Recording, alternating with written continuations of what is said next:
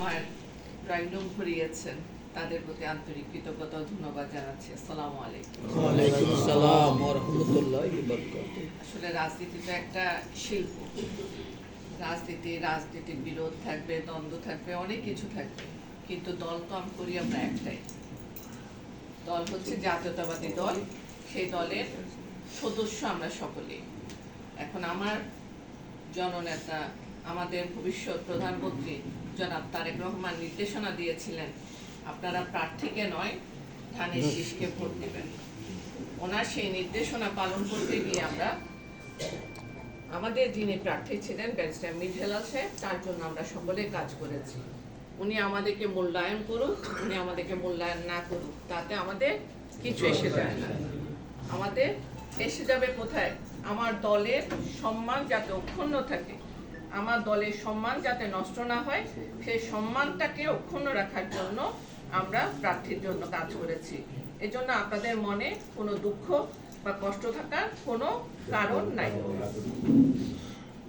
এখানে এ পর্যন্ত বিএনপির আগে আনিসুল ইসলাম মাহমুদ, যখন জিয়া রহমানের আমলে আনিসুল ইসলাম মাহমুদ এমপি হয়েছিলেন, আগে আওয়ামী লীগ থেকে ওহাব সাহেব ছিলেন, এরপরে আপনাদের ভালোবাসার কারণে, আপনাদের বারবার ভোটের কারণে আমার বাবা মরহুম শহীদ ওয়াহিদুল আলম 4 বার নির্বাচিত হয়েছে। তাও আপনাদের ভালোবাসার ফসল সেটা। হ্যাঁ, আমার অধিকার ছিল এই আসনে, কিন্তু আমার নেতা আমার চেয়ে ভালো বুঝেন। উনি যা ভালো বুঝেছেন সেটাই করেছেন, এবং ওনার ডিসিশনকে আমি 2018 সালেও স্বাগত জানিয়েছি, এবং এবারও আমি প্রার্থী থাকার পরেও ওনার যত নিয়ম কানুন ছিল একটা প্রার্থী হওয়ার জন্য, যতগুলো শর্ত ছিল, সব শর্ত পূরণ আমি করেছিলাম ইনশাআল্লাহ। আপনারা জানেন এটা। সব শর্ত পূরণ সাপেক্ষ যখন উনি আমাকে দেয় নাই, নিশ্চয় উনি আমার জন্য ভালো কিছু চিন্তা করেছেন।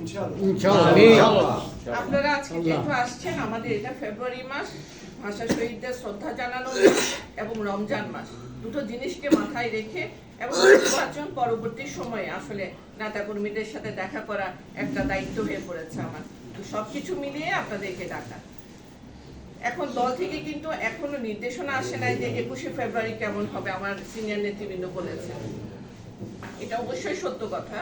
তবে আমরা মনে হয়, কারণ এই যে সরকার গঠন করবে, এরপর সংসদে যাওয়া, এরপরে আমাদের এই যে 180 দিনের যে গণপরিষদ সরকার গঠন, অনেকগুলো নিয়মের বেড়াজালে কিন্তু আমরা আটকানো।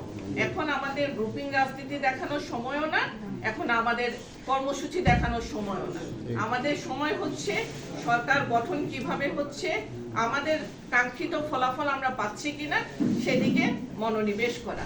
সেক্ষেত্রে আমার যেটা ডিসিশন, আপনারাও যেটা বলেছেন, যেটা ইফতার মাহফিল, সেই ইফতার মাহফিলটা আমরা যার ইউনিয়নে প্রতিবার যেভাবে ছোটভাবে করি, আমরা এখানে গ্রুপিং না, সবাইকে নিয়ে আমরা একটু ইফতার করব। যদি আমার সময় সুযোগ থাকে আমি এসে আপনাদের সাথে ইফতার করব, ঠিক আছে?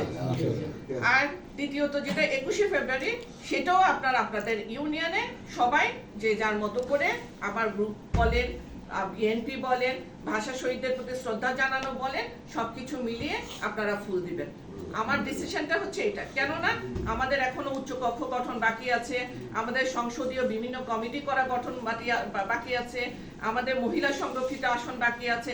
এখন যদি আমরা নোংরামিতে নেমে যাই, তাহলে সেই নোংরামিটা আমাদের জন্য ভালো।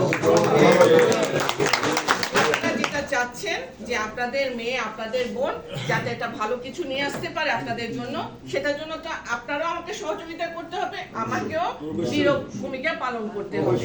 আমার দলের ডিসিশন আমার জন্য কি আসে, আমার শেষ পর্যন্ত অপেক্ষা করতে হবে। দল যদি আমাকে ভালোবাসে, আমি যদি দলকে ভালোবাসি, ভালোবাসার বিনিময়ে কিছু একটা আসবে। সেটা আপনারা আমার জন্য দোয়া করবেন। মন খারাপ করার কিছু নাই, 5 বছর বাকি আছে। সাংগঠনিকভাবে আপনারা কাজ করেন, সংগঠনকে শক্তিশালী করেন, প্রতিটা ইউনিয়নে নতুন কর্মী বাড়ান, নতুন ভাবে কাজ করেন। ইনশাআল্লাহ 5 বছর পরে দেখা যাবে আমাদের অনেক কর্মসূচি আমরা করতে পারবো। কিন্তু বর্তমানে আমরা এপ্রিল পর্যন্ত আমাদের অনেক কিছু দেখার বাকি আছে। আমার সরকার গঠন হোক, আমার সরকার বসুক, আমার সরকার বসলে আমরা সবাই সরকার। তো সকলে ভালো থাকবেন, দোয়া করবেন। কষ্ট করে আজকে আসছেন, আমাকে ভালোবাসেন, তার প্রমাণও দিয়েছেন আপনারা। এই জন্য আপনাদের প্রতি আমি কৃতজ্ঞ।